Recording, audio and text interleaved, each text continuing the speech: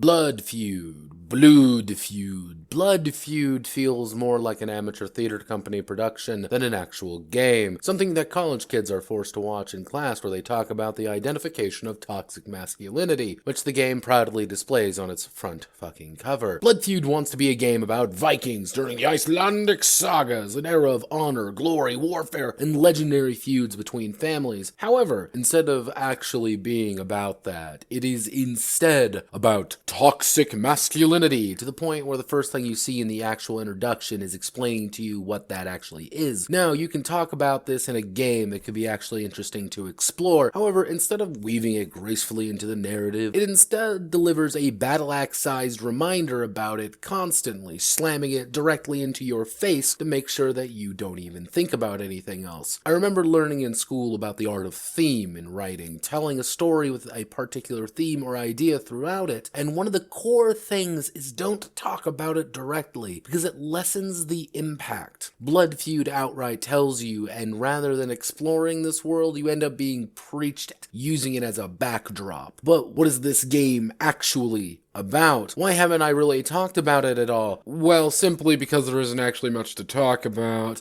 The book only has male characters being able to be played with the narrative traits of manly and not manly variety. You fill out as you please. What do? They grant either an initial honor for the right column or nothing much outside of the narrative for the left. You then fill out your male relationships, which are written down whether you look up to them or look down upon them, and this is for every single male character you come across. From there, the players involve themselves in narrative freedom, simply conversing among themselves, introducing characters and scenes and assigning people to play them. When a player starts a scene, they designate who's there, where they are, and which player is playing what character. They then act. This is where the narrative freedom comes in, which is to say, they'll act among themselves unless a few conditions are met. Want to make a change to a scene? The player makes an addendum. Want to hinder a player's efforts? The player makes an obstacle. This does play into the woman mechanic, in which every female character is passed around by all the players and given a series of reputations, which they don't actually do anything until they do something. Then they are changed. If a woman ever leaves the scene, it actually just ends. This can also end by ending the scene naturally or by murdering someone, because there's a move system. Yes,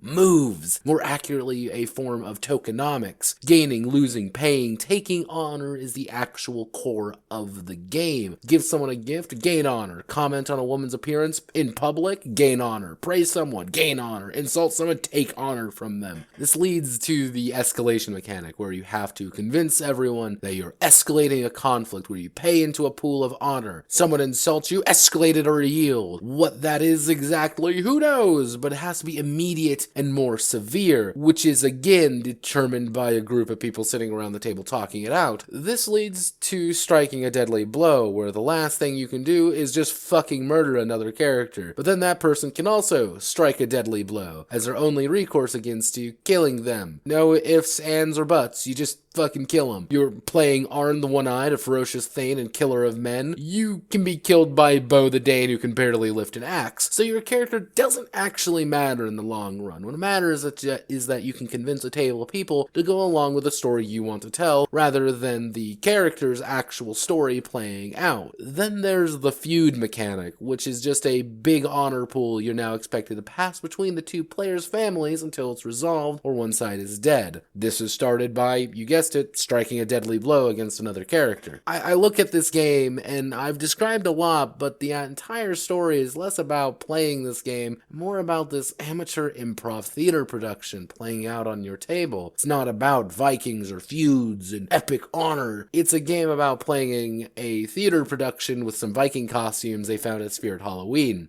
It's a shame. I want something from this setting, but Blood Feud provides nothing of substance if you want a game to actually play, rather than the author's play script you have to finish. My name is Notepad, and this was Blood Feud. If you like what I do here, feel free to like, comment, and subscribe. Now, if you excuse me, I am going to desperately attempt to wash this out of my brain.